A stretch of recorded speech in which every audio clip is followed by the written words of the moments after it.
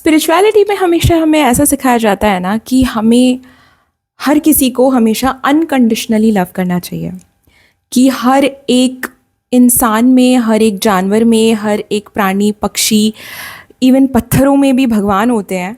And हमें हर किसी को अनकंडीशनली लव करना चाहिए, है ना। तो जब भी हमारा ईगो अनकंडीशनल लव के बारे में सोचता है तो वो ये सोचता है कि यार अनकंडीशनल लव, अगर बंदा सामने वाला अनकंडीशनल लव के लायक ही ना हुआ तो, अगर वो बहुत बुरा इंसान है तो, अगर वो हमारी बाउंड्रीज क्रॉस करता जाए तो, अगर हम उसको फॉरगिव पे फॉरगिव करते जा रहे हैं और वो हमारा फ़ायदे पे फ़ायदा उठाया जा रहा है, फिर क्या फ़ायदा इस अनकंडीशनल लव का? Are we really talking about unconditional love without boundaries? हमें फिर बाउंड्रीज सिखाई ही क्यों जाती है अगर अनकंडीशनली सबको प्यार करते जाना है तो, है ना। ऐसा कभी ना कभी हमारे ईगो के अंदर आता ही है जब भी हम ये सुनते रहते हैं कि यार अगर मैं हर किसी को अनकंडीशनली लव करती जाऊंगी तो वो तो मेरे सर के ऊपर चढ़ के चला जाएगा, that person will walk all over me, why do I need to love anyone unconditionally? So let's try and decode this unconditional love. And who will be better example other than Radha Krishna? तो राधा कृष्णा का जो प्यार था, if you can see them over there, Radha Krishna का जो प्यार था वो बहुत ही ज़्यादा pure, divine, unconditional, infinite and बहुत बहुत डीप था। इतना प्यार था, पर क्या कभी राधा ने ऐसा कहा कि कान्हा अगर तुम यहाँ नहीं रहोगे मेरे साथ वृंदावन में तो मैं तुमसे प्यार नहीं करूँगी, अगर तुम अपने कर्मों के लिए वृंदावन छोड़कर चले जाओगे तो मैं भी तुम्हें भूल जाऊँगी?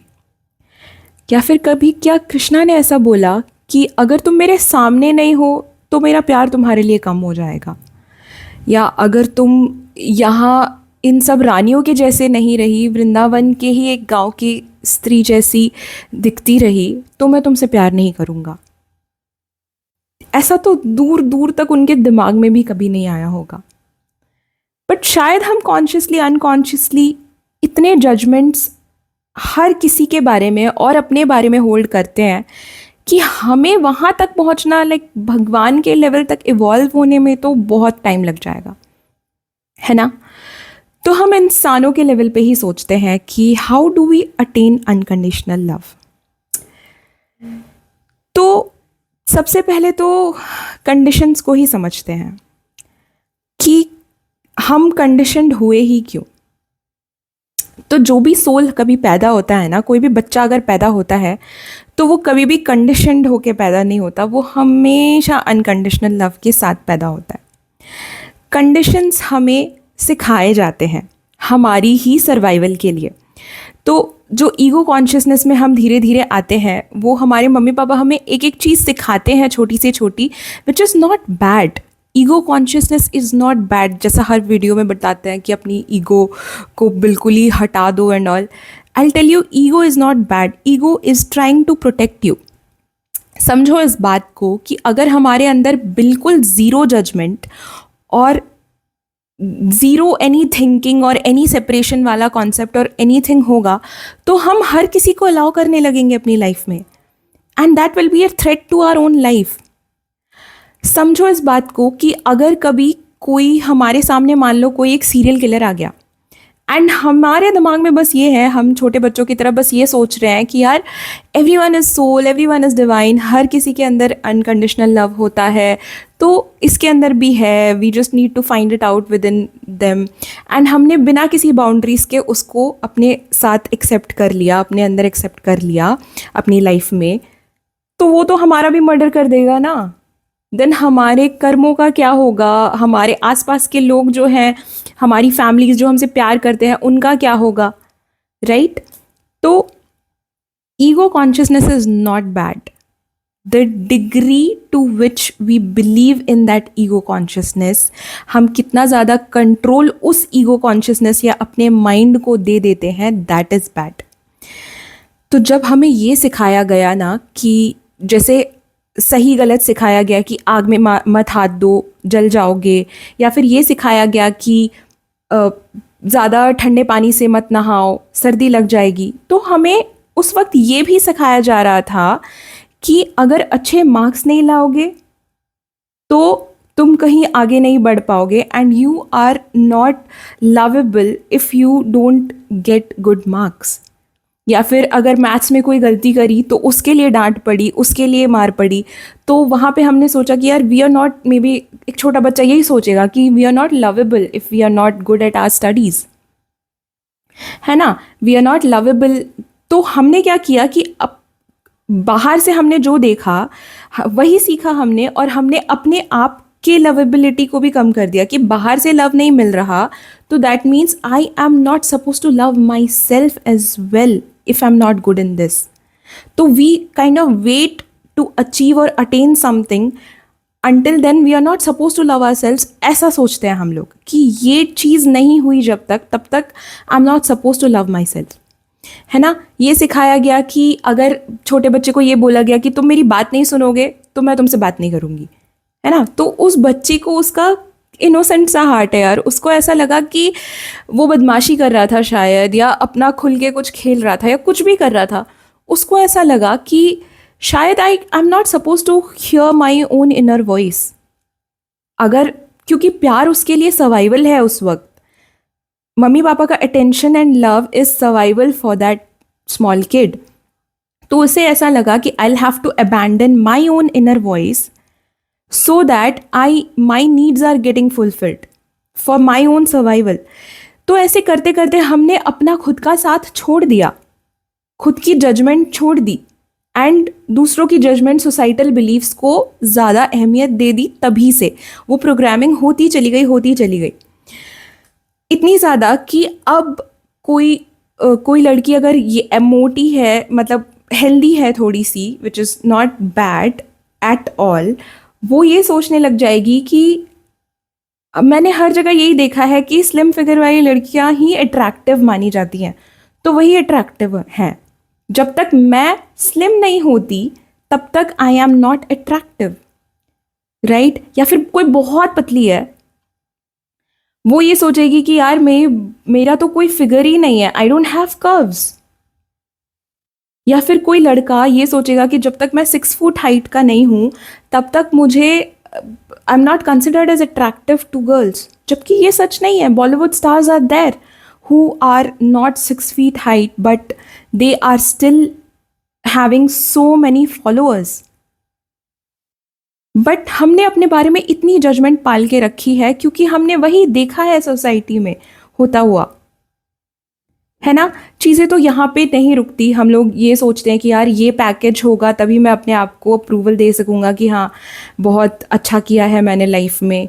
या फिर कोई सिंगल मॉम है, डिवोर्स्ड है, उसका मैरिटल स्टेटस उसकी कॉन्फिडेंस गिरा रहा है। वो ये सोच रही है कि आई am not accepted in the society because of my status. या फिर कोई सिंगल लड़की है जो जिसकी एज हो गई है and she is not married yet and she is thinking कि यार I'm not accepted in the society, so I'm not accepted by myself as well. She is not accepting herself because she is not being accepted by the society. Societal terms ऐसे हैं कि इतनी as में तो शादी हो ही जानी चाहिए, और क्योंकि आपकी उतनी एज में नहीं हुई है शादी तो हर कोई यही पूछे जा रहा है, and everyone is like gossiping or something।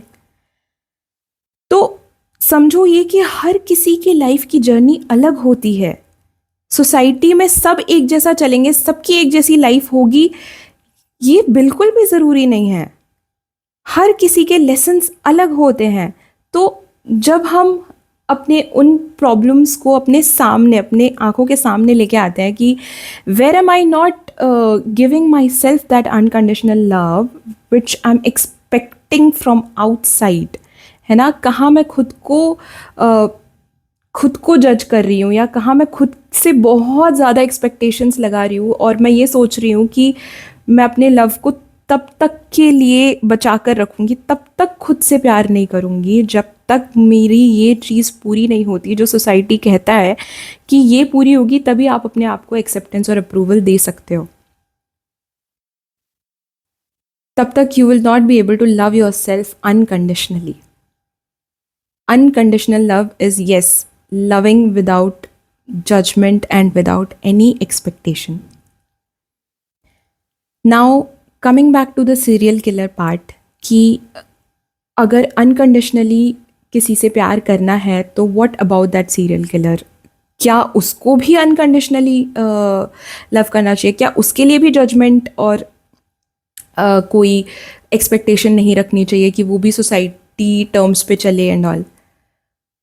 सी, यहाँ पे ऐसा है कि आपको ऑब्वियसली उस इंसान से बाउंड्रीज रखनी है, but at the same time judgement और उसके बारे में आप जो हेट्रेड और जो प्री कंसीव्ड नोशन अपने दिमाग में बिठा के रखा है आपने, उसको निकाल देना है. क्यों? क्योंकि इस पूरे यूनिवर्स में ना कोई भी चीज़ ऐसी नहीं होती है जो आउट ऑफ अलाइनमेंट हो या आउट ऑफ डिवाइन विल हो. तो आपको उस किलर का भी पूरा हिस्ट्री या पूरी लाइफ या पूरा डिवाइन प्लान नहीं पता है. आप छोटी सी चीज़ को देख के जज नहीं कर सकते हो. Now I am not justifying, of course I am not justifying murder, but what I'm trying to say is, for example, take the example of King Ashoka. उन्होंने मास मर्डर्स किए थे. He was known as the butcher of his times, है ना. वो बहुत सारे murders जब उन्होंने किए और जब उन्होंने देखा रिवर ऑफ बॉडीज, तब उनका कॉन्शियसनेस जागा and he said what have I done. फिर उन्होंने बुद्धिज़्म में कदम रखा, उन्होंने बुद्धिज़्म को अपनाया एंड सिर्फ अपनाया ही नहीं, उसका बहुत प्रचार किया, बहुत लोगों को इसमें वो लेके आए. That was his divine plan. तो हमें किसी के भी बारे में कोई भी प्लान नहीं पता, तो हमें अपना कॉन्शियसनेस थोड़ा और बढ़ा के ये सोचना चाहिए कि everything is happening according to the divine will. And मैं एक छोटी सी उसमें से एक छोटा सा पार्ट निकाल के जज नहीं कर सकती. जैसे मैं खुद को एक छोटी सी मिस्टेक जब मैं कर रही हूँ, उसके लिए मैं ये नहीं कह सकती कि हाँ I am this mistake, this is my identity now. कि अगर मेरा एक फेल्ड रिलेशनशिप है तो मेरी आइडेंटिटी ही वो फेल्ड रिलेशनशिप है. बट नहीं, रिलेशनशिप में दो लोग लगते हैं एंड बहुत सारी चीज़ें होती है रिलेशनशिप में. कोई चीज़ नहीं चली तो वो आपके भाग्य में वो नहीं था, आपके भाग्य में शायद कोई और है who is someone beautiful, या आपके भाग्य में कुछ और बड़ा बहुत सक्सेसफुल लिखा है. तो कोई भी चीज़ को, किसी भी इंसान को जज करने से पहले थोड़ा सा अपना open your mind. That is how, and अपने आप को भी, that is how we get into this unconditional love space.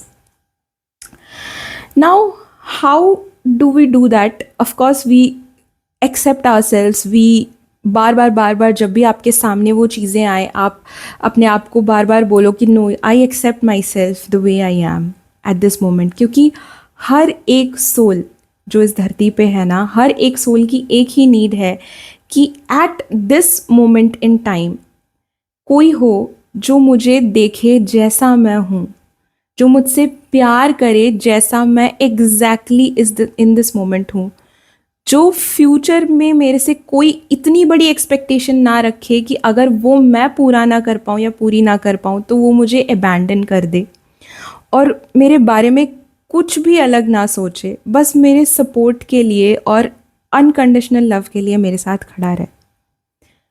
हर एक सोल यही चाहती है, चाहे वो जितनी बुरी या जितनी अच्छी हो.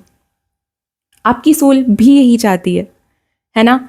तो जब तक आप खुद के अंदर वो फीलिंग नहीं रखते हो, खुद के लिए अनकंडीशनल लव नहीं रखते हो, आप बाहर से कैसे मांगोगे उसको?